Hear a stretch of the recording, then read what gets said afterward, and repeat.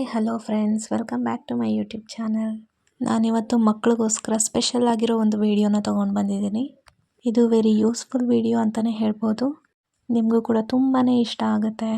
ಇನ್ನು ಯಾರೆಲ್ಲ ನನ್ನ ಚಾನಲ್ಗೆ ಸಬ್ಸ್ಕ್ರೈಬ್ ಮಾಡಿಲ್ಲ, ಪ್ಲೀಸ್ ಸಬ್ಸ್ಕ್ರೈಬ್ ಮಾಡಿ ನೋಡ್ಕೊಳ್ಳಿ. ಹಾಗೆ ಪಕ್ಕದಲ್ಲಿರೋ ಬೆಲ್ ಐಕಾನ್ನ ಕ್ಲಿಕ್ ಮಾಡಿ.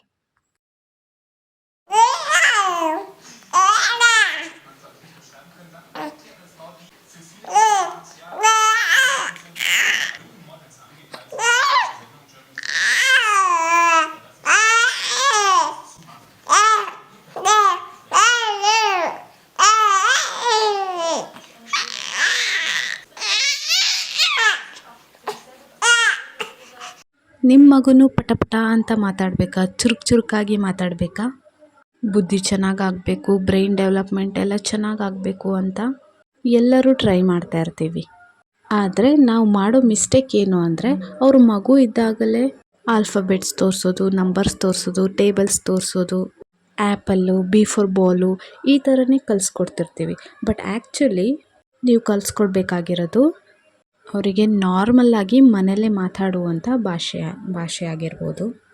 ಸೊ ಎಲ್ಲಾದರೂ ಹೋಗುವಾಗ ಹೋಗು, ಬಾ, ಬಾಯ್, ಟಾಟಾ, ತಾತ, ಅಮ್ಮ, ಅಪ್ಪ, ಸೊ ಈ ಥರ ವರ್ಡ್ಸ್ಗಳನ್ನ ನಾವು ಡೈಲಿ ಯೂಸ್ ಮಾಡುವಂಥ ವರ್ಡ್ಸ್ಗಳನ್ನ ಫಸ್ಟ್ ಕಲಿಸ್ಕೊಡ್ಬೇಕು.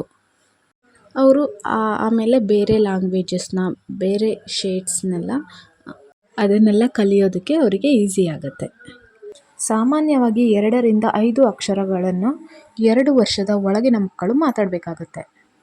ಜೊತೆಗೆ ಚಿಕ್ಕ ಚಿಕ್ಕ ವಾಕ್ಯಗಳನ್ನು ಮಾಡುವ ಸಾಮರ್ಥ್ಯ ಅವರಿಗೆ ಇರಬೇಕಾಗತ್ತೆ.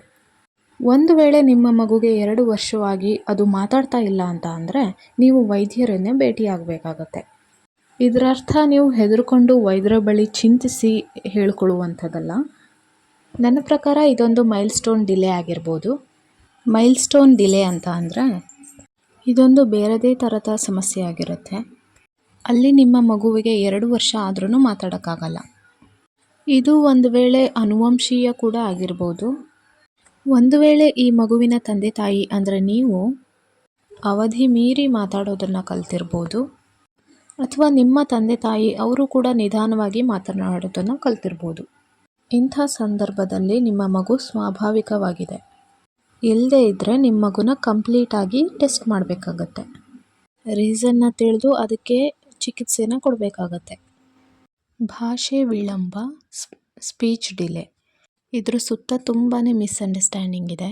ಈ ವಿಡಿಯೋನ ಸ್ಕಿಪ್ ಮಾಡದೆ ಪೂರ್ತಿಯಾಗಿ ನೋಡಿ. ಇದು ನಿಮ್ಮ ಮಕ್ಕಳಿಗೆ ತುಂಬಾ ಯೂಸ್ಫುಲ್ ಆಗುತ್ತೆ. ನಿಮ್ಮ ಮನೆಯಲ್ಲಿ ನಿಮ್ಮ ಮಕ್ಕಳಿಗೆ ನೀವು ಚೆನ್ನಾಗಿ ಪ್ರಾಕ್ಟೀಸ್ ಅನ್ನೋದನ್ನು ಕೊಡಬೇಕಾಗತ್ತೆ. ಆಮೇಲೆ ಅದನ್ನ ಕೊಟ್ಟರೂ ಅವರು ಮಾತಾಡ್ತಾ ಇಲ್ಲ ಅಂದರೆ ಒಂದಷ್ಟು ಹೋಮ್ ರೆಮಿಡೀಸ್ನ ಮಾಡಬೇಕಾಗತ್ತೆ.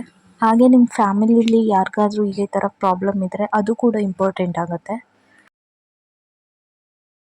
ಸೊ ಇದಾಗಿತ್ತು ಇವತ್ತಿನ ವಿಡಿಯೋ. ಈ ವಿಡಿಯೋ ನಿಮಗೆ ಇಷ್ಟ ಆದರೆ ಪ್ಲೀಸ್ ಲೈಕ್, ಶೇರ್, ಕಮೆಂಟ್ ಮಾಡಿ. ಆ್ಯಂಡ್ ಇನ್ನೂ ಯಾರೆಲ್ಲ ನನ್ನ ಚಾನಲ್ಗೆ ಸಬ್ಸ್ಕ್ರೈಬ್ ಮಾಡಿಲ್ಲ, ಸಬ್ಸ್ಕ್ರೈಬ್ ಮಾಡ್ಕೊಳ್ಳಿ.